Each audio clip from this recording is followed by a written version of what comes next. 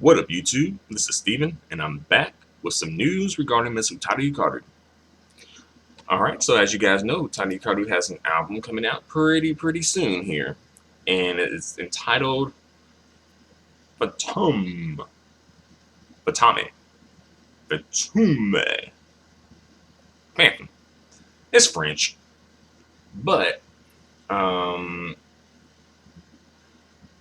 Arama Japan posted an article about Utada Hikaru's creative process for the album, and she sort of breaks down what the songs are about.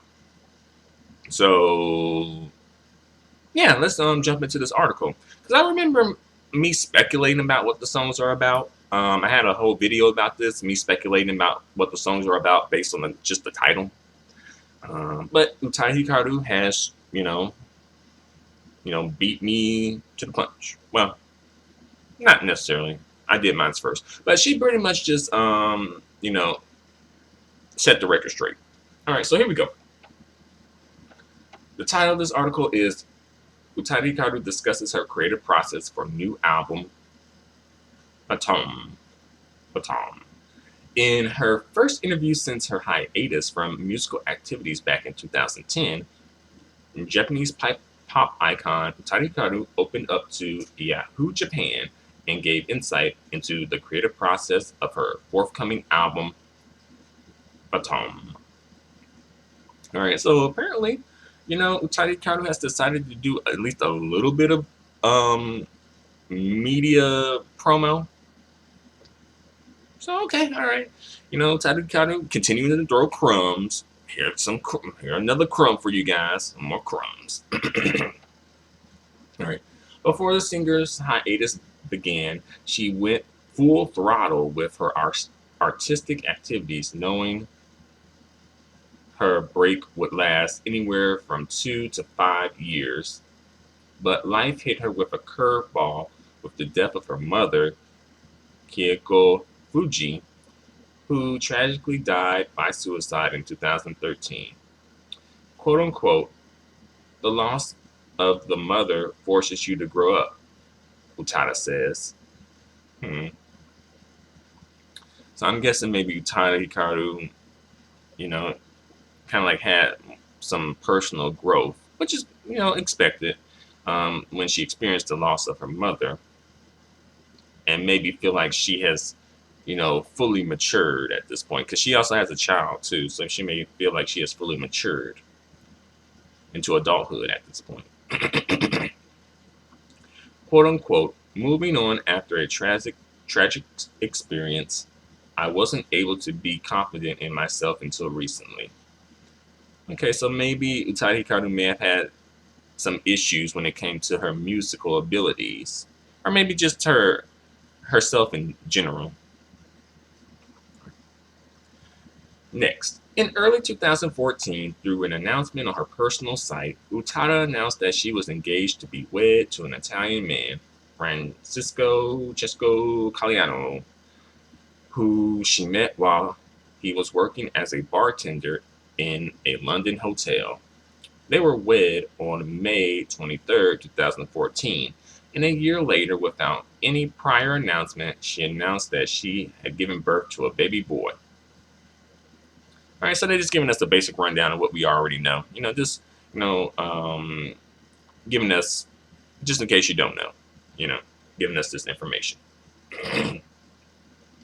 With all these changes in her life, it's no surprise her eventual album would cover such topics.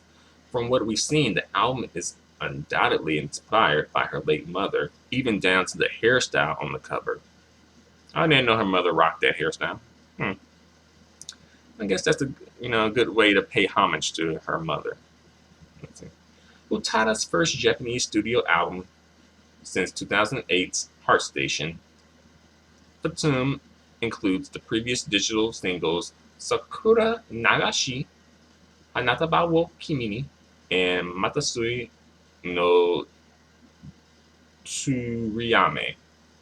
I think so. Along with 8 new tracks. I kind of think that Utada Hikaru could have been a little bit more generous and given maybe 10 or 11 new tracks. Alright, so now we're going to be getting into the album songs, or the songs on the album. Alright, the opening album song is Michi, or Road. Utada described this track as danceable, mentioning the lyrics candidly condense her journey since her hiatus, an affirmation that she is doing fine. Dance song. It's a bit weird for me to imagine, you know. Usually I don't associate Utada Hikaru songs with dance. You know, I'm sure she's done some dance songs here and there, but, you know, for me personally, I just don't associate Utada Hikaru with dance music. So I'd be interested to hear this song. The process of writing a song like this was refreshing, and from what you will see how much she has grown as a person since her last full-length Japanese album. Alright, so, So I guess for her, this song was sort of refreshing, maybe because she got to sort of like kind of like tell people about her journey from one point to another to this point where she's at now. Following the album, or following the opening track of the album, the remainder of the songs on the album focus on her lyrics and her vocals rather than instrumentation. That's said to be much more raw. Alright, so I'm guessing we ain't getting no more dance numbers at this point. We just got one dance song. More than I expected.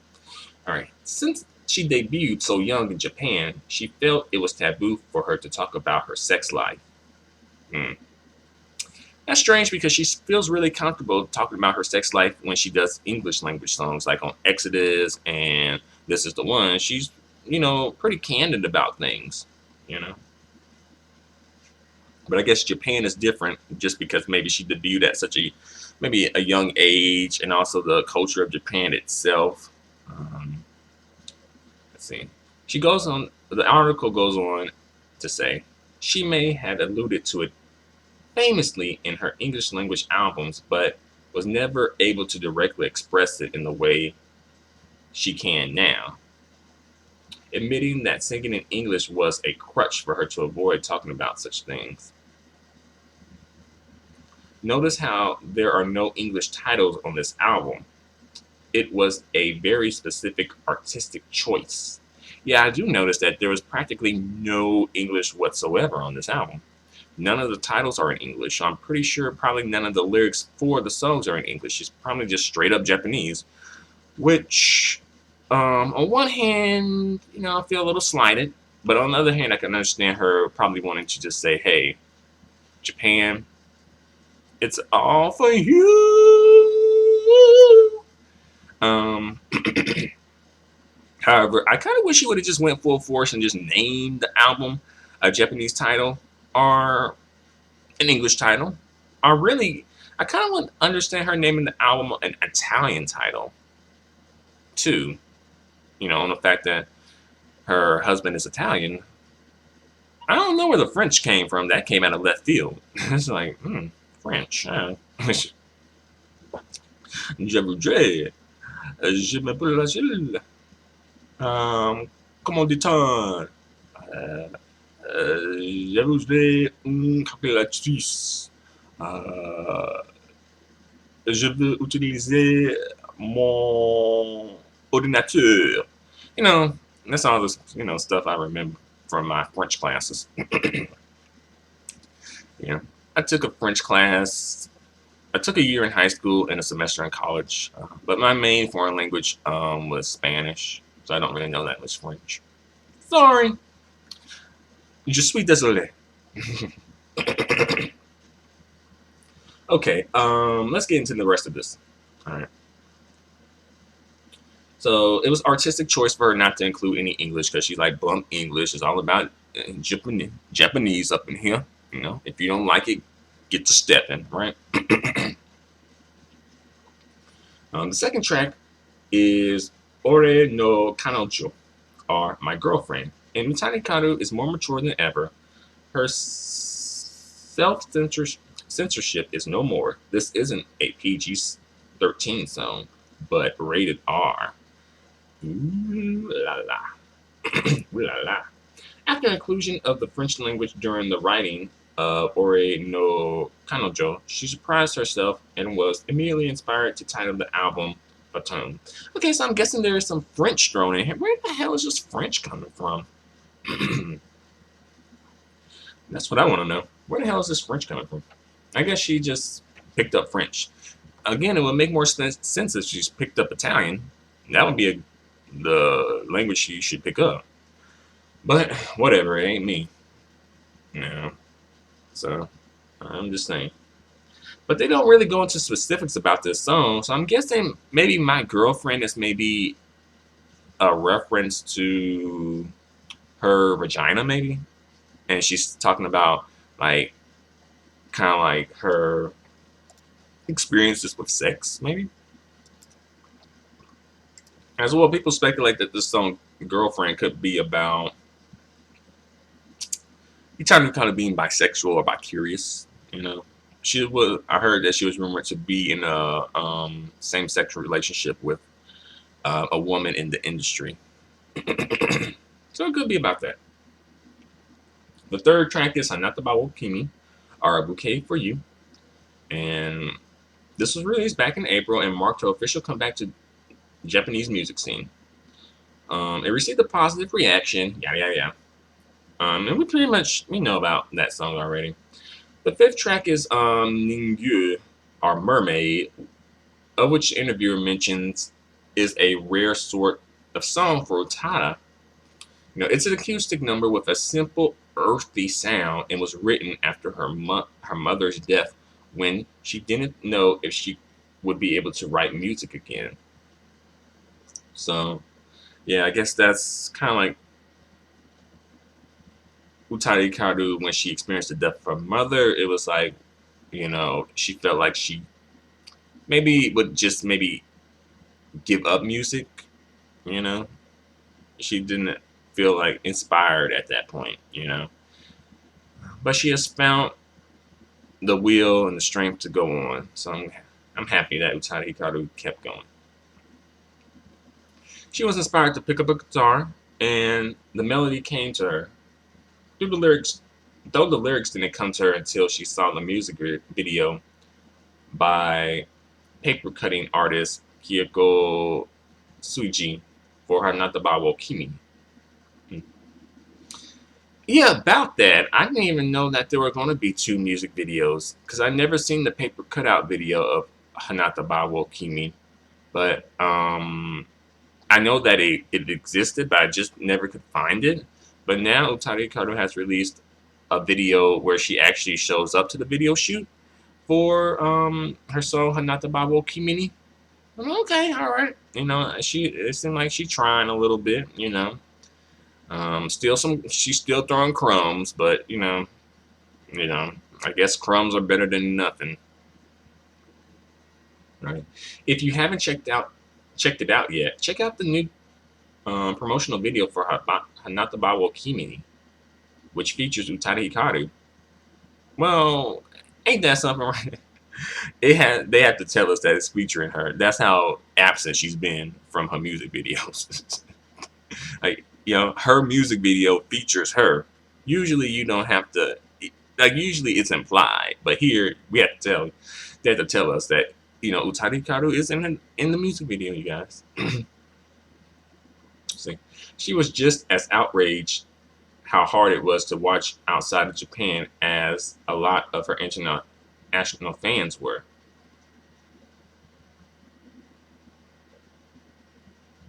Okay, okay. So Utada Hikaru recognized that it was hard for them to watch the music video, the paper cutout music video outside of Japan.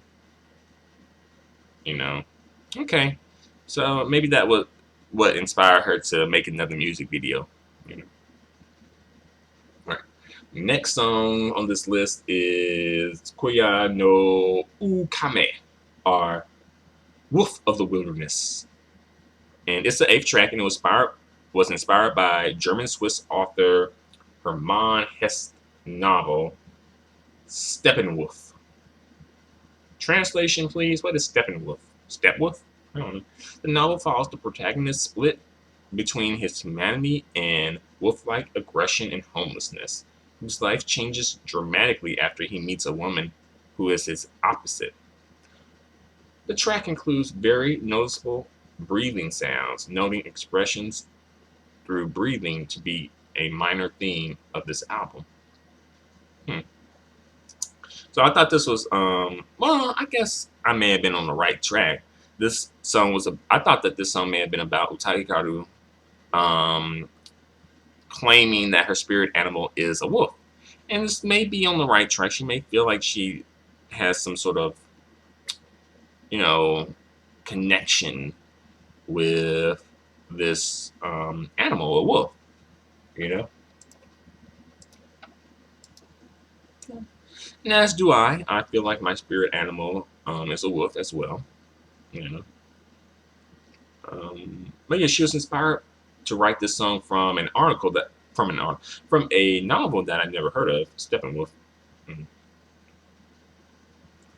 So I'm guessing maybe this is about her meeting her husband, so to speak, feeling like she's the wolf, you know, and he is kind of like the person who helps her.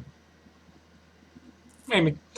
Okay, next, she felt Sakura Nagashi, Our Flowing Cherry Blossoms, had to be the final track, described as a sentimental and beautiful song, a requiem for life full of literary elegance. Utada wrote and composed the song while on hiatus due to her appreciation of the Evangelion movie series. I think that's how you pronounce it. Alright, so we've known about Sakura Nagashi for a while now, right? So it's nothing new.